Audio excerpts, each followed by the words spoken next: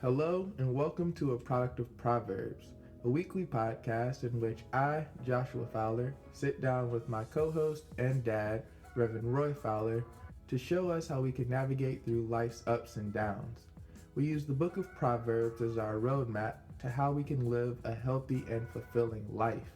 My dad has been in the ministry for nearly 30 years, so he can provide a biblical context and a certain expertise as it relates to the scripture, while I can show how us millennials can use this wisdom to help enhance our lives on a daily basis.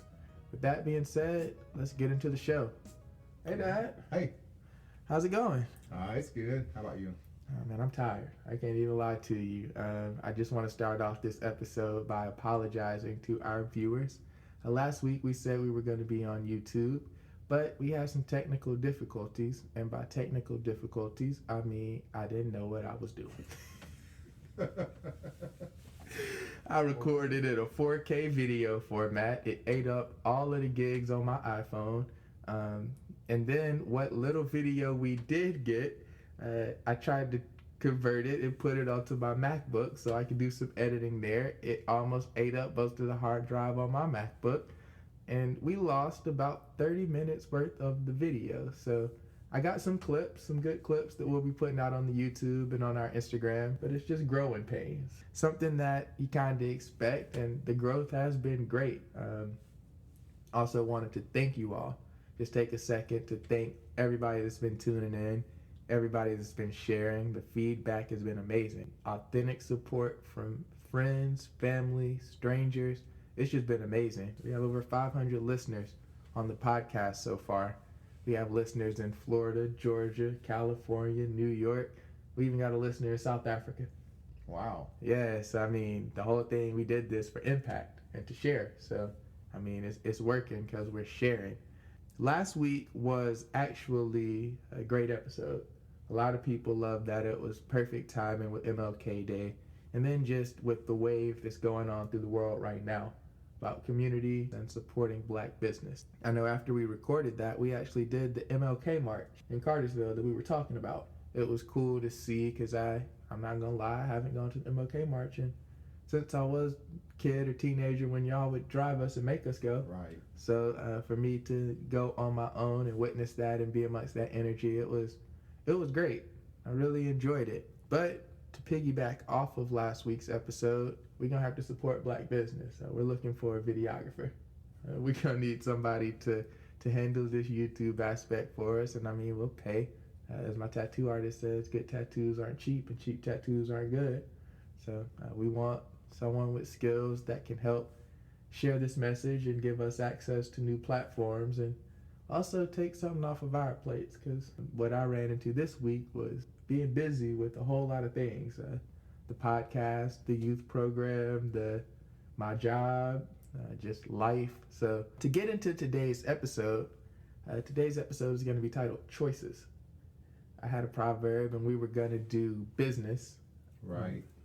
Because of just to piggyback off of the last week's episode, but I noticed that we spent a lot of time on economics. Of the 4 points to building a community, the politics, the media, the economics, and education, we spoke mostly about economics, which is business. So I didn't want to beat a dead horse back to back, and we'll be able to come back to that later as well. So we're going to do choices. I know your sermon today was about choices. That's actually what led to this. Okay. So we'll actually just go ahead and pop this episode off with your sermon series. Yeah, we was talking about choices, and it's very important that we realize the importance of making right choices. I did talk about that today, and I came from the book of Deuteronomy. And this is when Moses had gathered the people and they were getting ready to go into the land that God had promised them. And he told them, I stand before you today and you have a choice. I'm giving you a choice. And if you would look at it, it said you can choose life or death, success or disaster. Is your choice. And we just want to talk about that. And as I dealt with the message, it was real interesting because we discovered and discussed the fact that things don't just happen, decisions make things happen. Choices make things happen. And in reality, we got to remove the excuses from our lives. And that's what that's what I focused on today, was you've got to remove the excuses. Listen, everybody has made bad decisions. Everybody. You're not the only one. Anyone you look at, anyone you have known, anyone that has ever breathed, have made bad choices and decisions. Not that you won't make any more, but understand this: you've got to acknowledge them, accept them, and then move on from them. Sure, we've messed up, but we can't keep living in the past failures. Acknowledge that and move on. Make good choices. You're not just going to arrive at a place because you desire to be at a place. You're going to get there because of decisions and choices you make. You're not a product of your environment. Stop using that as a crutch, as an excuse. You are the product of your decisions and your choices. That's what define you, not where you came from, but where you're going to. And you're going to that place by choices you make. And that's what I focused on in my sermon, was the choice is yours. Audience, it's your choice. You can either embrace change, you can make the necessary adjustments in your life that you need to make to get to the place where you feel you ought to be, or really that you're supposed to be. Because, God give us blessings. And as Moses was talking to the people, the thing was that they were going to the promised land. But in order for them to be successful, it was their choice. And they had a choice to make. Just like we have choices. Our choices define us, and it develop us into who we ought to be. All examples can be a good example. Even a bad example can be a good example. That's right. You can look at a situation and determine, I'm not going to go that route. You can look at a bad example and make a good decision from it. But it's based on the choices, not that somebody made for you, but the choices you make for yourself. And that's about the crux of it. I think the main choice we need to make is on my shirt here. You need to forgive.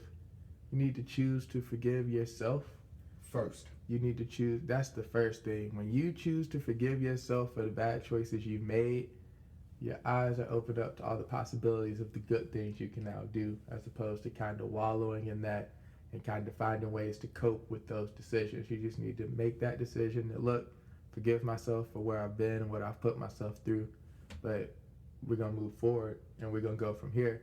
Then you need to forgive those around you, those people in your environment. We all are hurt. We all have been hurt. And hurt people hurt people. Yeah. You need to forgive yourself for hurting people while you were hurt.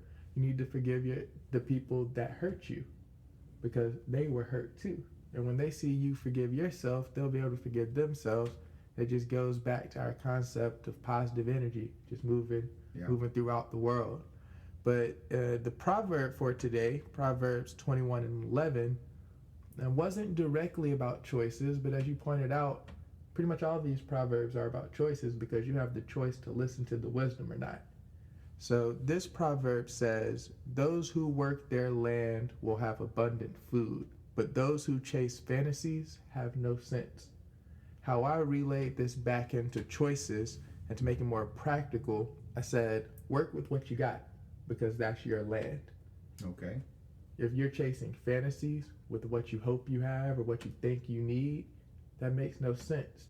I always like to use metaphors and examples of this podcast. So I had to work my land. We had to work with what we have, with this iPhone, with this tripod, with not knowing what we were doing. We had to work our land. We had to work with what we had.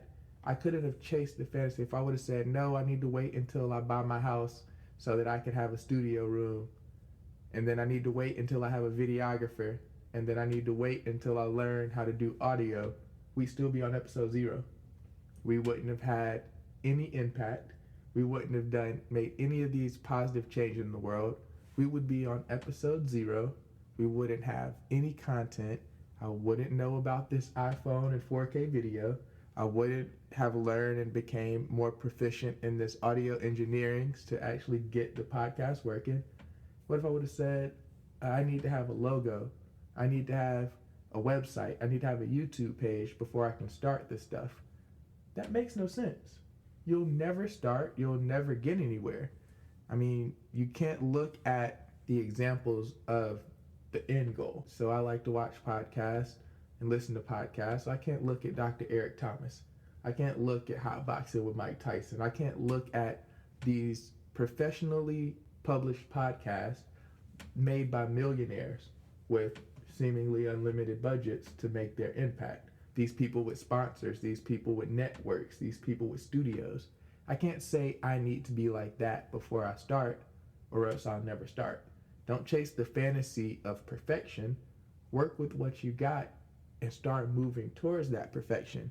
But it comes back to, like you said, that's a choice. That's a choice you have to make. You have to make that choice within yourself to say, I'm choosing to work with what I have and do what I can do until I do what I want to do. Do what you can until you can do what you want. That's kind of what I got from that proverb. And I know that's probably right at home for you, because growing up, you always preach choices and consequences. Yeah, and then on top of that, don't try to shortcut it. Don't shortcut it. It takes time. You got to commit to invest in the time it takes to get to where you want to be. And I think what happens to people, and one of the things, instead of working where they are and using what they have, they reach out for something that can make it happen quicker, and they shortchange themselves, and really you end up hurting yourself. Things take time and growth, just like life. You grow from one degree to the other, and you start where you are, use what you got, and grow to where you're supposed to be. And when you shortchange that process, you normally headed for destruction, and you don't have the solid foundation. Truly, Josh, when you get through with this, when you get to that place, you will have so much information and knowledge of the whole process that you'll be able to help a whole lot of people get to where they need to be. But you've taken the time, you started, like you said, you started with what you had, and you worked that, and it's growing, but it's a slow growth. One of the things you got to do is be patient. I know Marissa is big on the concept of delayed gratification. So instant gratification or delayed gratification. You're going to microwave that TV dinner, or you're going to cook the steak and potatoes. How you want to live. Like, it just depends on if you're willing to wait for better. And one of that too, Josh, on waiting and being patient. Sometimes we go too fast, and then sometimes we give up too quick. Sometimes you're right there at the verge of your breakthrough, as they say. You're just about to get to where you're supposed to be, and you give up. That's another thing, another enemy. Impatience is an enemy, but then you got to stick to it. You got to persevere. It's very important that you persevere.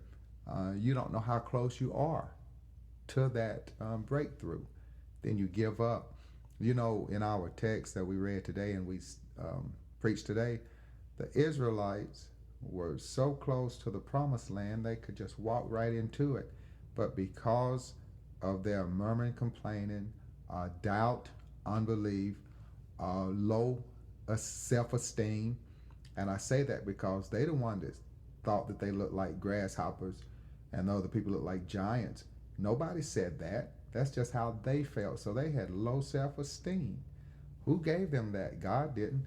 And they didn't make it. So they were 4 days away, and it took them 40 years to get there. And most of them didn't even make it because they died in that 40-year period. So don't quit. Don't give up too quick, and just hang in there. I encourage you to hang in there.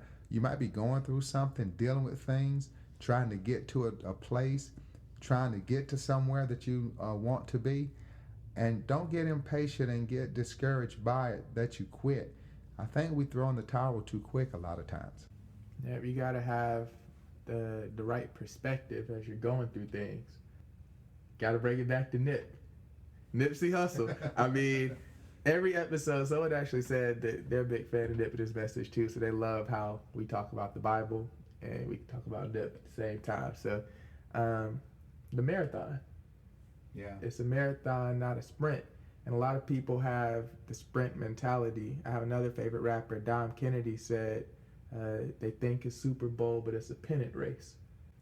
It's much longer than that. It takes much more than that. Like, you got to get into that marathon mindset, and that's all your perspective. It's how you do your training, how you set up your plan. If you set up your plan to be the fastest in the 100-yard dash, and then you get up there and they want you to run some laps, you're going to be in big trouble. Yeah. Yeah. You gotta, the patience, and like you said, throwing in the towel too early is just because we don't have a perspective of stamina. We don't have a perspective of building something solid that can last and stand the test of time. We want to build something, like you said, too quick. We want to get there. We just want to get through there, run through that finish line as fast as we can, and take off with our trophy. But it don't work like that. It's a marathon. It's not a sprint. It's a pennant race. Life is a pennant race. And I can see that in my life. And like I tell people, I accomplish things a little too early. I bought the cars and the watches I wanted. I did all the parties. I was 21 when I was 17. So it's like I did all of this stuff and I was sprinting through it. I was just sprinting through it. All the wrong stuff, mind you. Sprinting full speed the wrong way.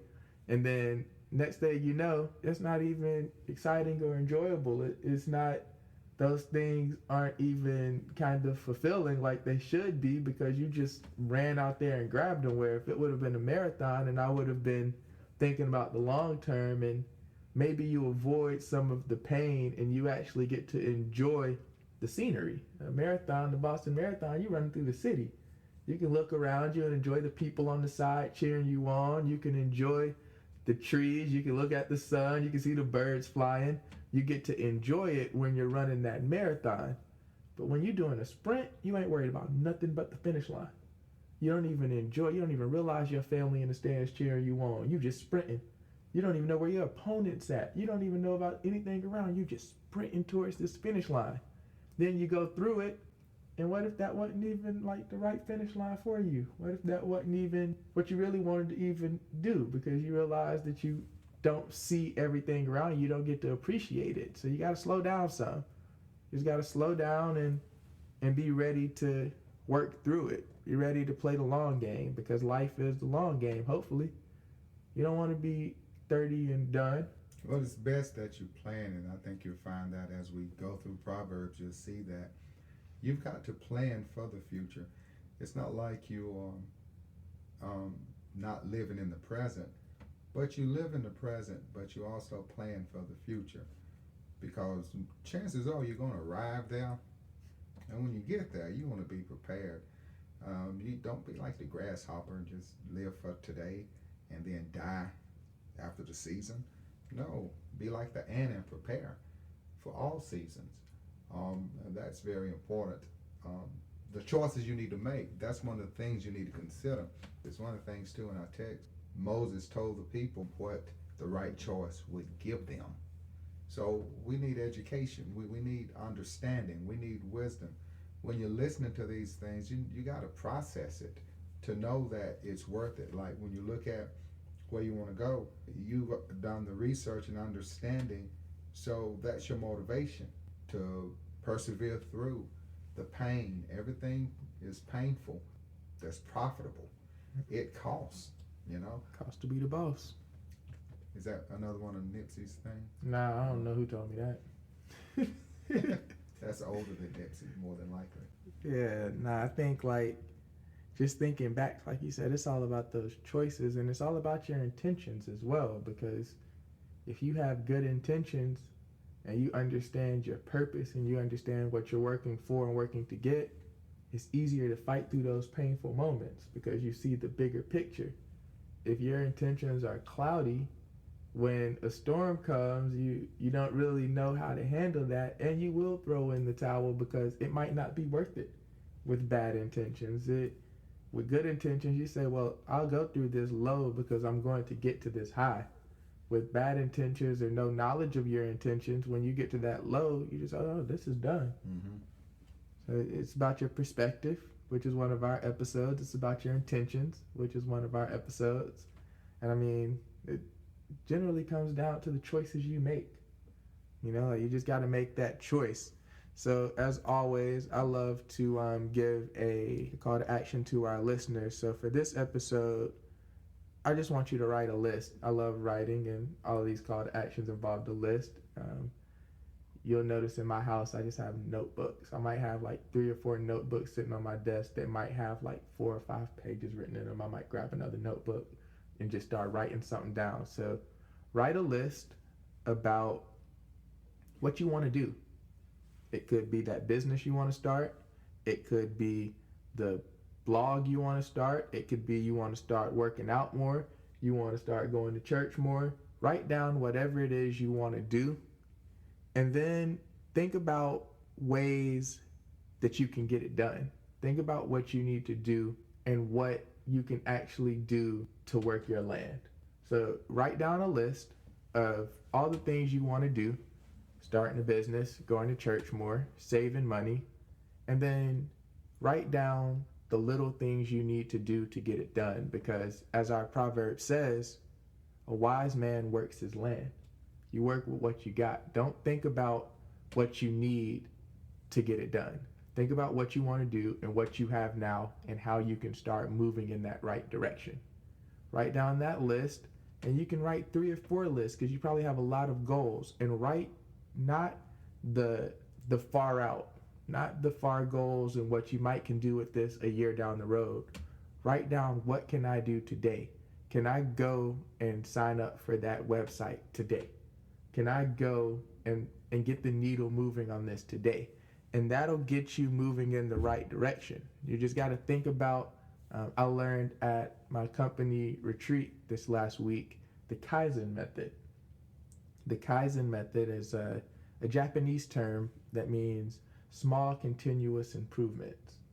So instead of thinking about I need to do 100% of something and then getting overwhelmed with what you have in front of you, do 1% today, and do 1% tomorrow, and do 1% the next day. And then eventually you're going to get to your 100%. But a lot of people look at that 100% is back to the saying, how do you eat an elephant? 1 bite at a time. So don't look at the whole thing in front of you. Just look at what you can do tomorrow. What can I do the next day? And then you'll look up and you'll have a podcast with over 500 listeners. You'll have people sharing and reposting, and you'll have people reaching out saying how impactful it is. And you'll have all these things happening and going for you that would not have been. So just think about that, and that's our call to action to our listeners. I think that'll really help you because that's really helped me. That's how all of these things that I do in life come about, is breaking it down into the small, specific actions, the small little measurable things you can do that will make you feel good instead of looking at the whole thing that makes you feel bad and say, wow, that's a lot I got to do. You do that 1% thing and say, wow, I'm moving in the right direction. That goes back to choices. Yeah. Since you've made that list, I think you listed a few things, and I'm sure you'll come up with other things, but then you've got to determine to make choices that would allow you to arrive at that place. So once you set on your call to action, once you've set your list of goals that you have, then those goals are what you should use to determine your choices. And you should only do those things that's going to help you to get to that place. I like what you said about taking just small steps, small things that you can do. We get lost in the big things. We get overwhelmed by the big things, but just small things to get you going in the right direction. And see, normally those things they'll pick up momentum, and it'll cause a snowball effect, and then it just keeps rolling, and it gets easier for you to get to that place.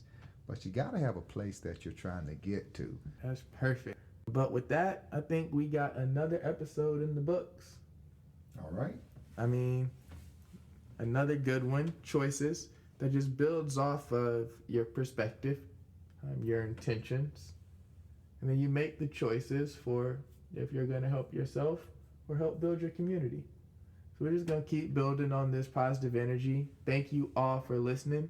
Thank you all for tuning in. I mean, I can't stress how much I appreciate it because, like I said on Facebook, I would do this for 5 listeners. So the fact that I'm doing it for 500 just makes it even better. Yeah.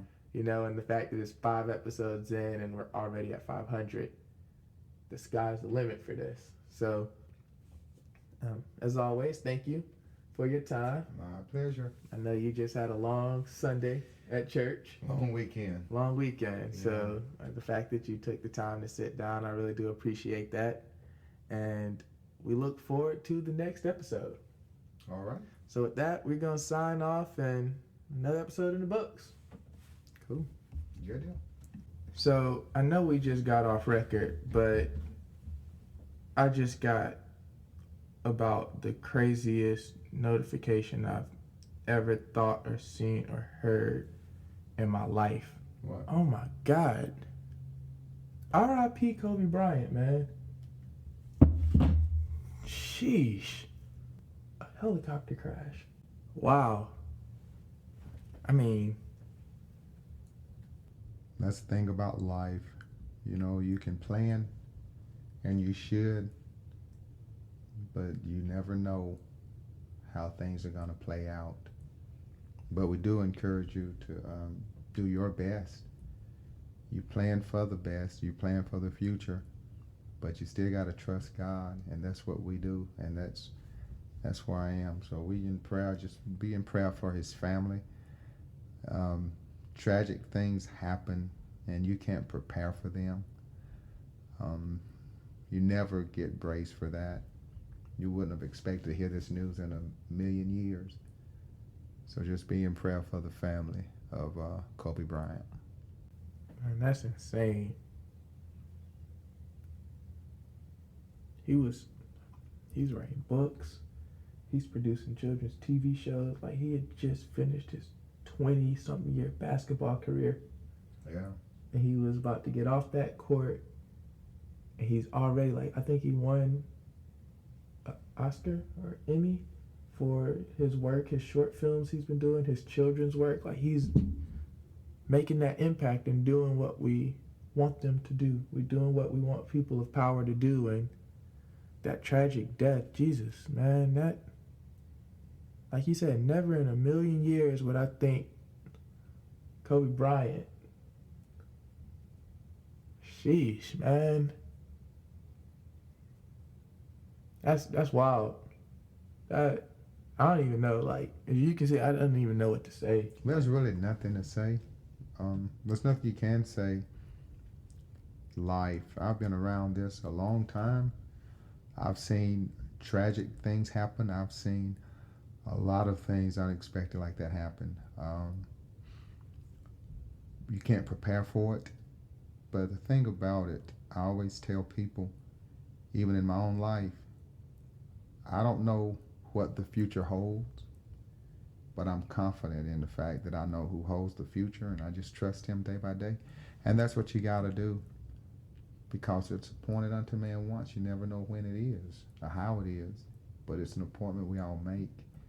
And the best we can do is prepare ourselves for the future in that regard, especially because God has provided life for us, eternal life for us, because this life is going to end for each and every one of us one day. That's the best we can do. I'm glad that he gives us eternal life, and because this life is going to end.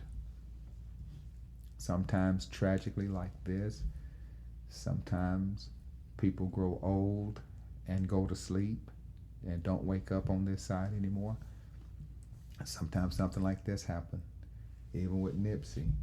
Yeah, that's mowed down, doing a good work. It seems like the good ones seems to go early and too quick. And it seems like the ones that are not gets to enjoy this life. But I think even at that, there's a better life than this life. We enjoy this life, but there's a better life. Just the way it is.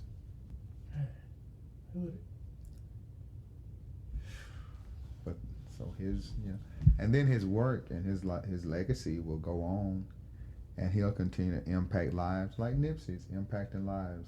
Yeah. I didn't know anything about Nipsey until he died, but look at it and all that he's done and all even in death, all he's doing. Kobe Bryant doing a good thing, good work. That work will continue. His life will continue on. His legacy will continue in that. But we all gonna leave this place. We don't know when. We don't know how. But we do know we're leaving. He wasn't but 41. 41, man, because he came into the league right at 18. Yeah. Gave his 20 years and got out. That's crazy, man. 41, bro. I was just watching an interview on All the Smoke. He was just on the. Man.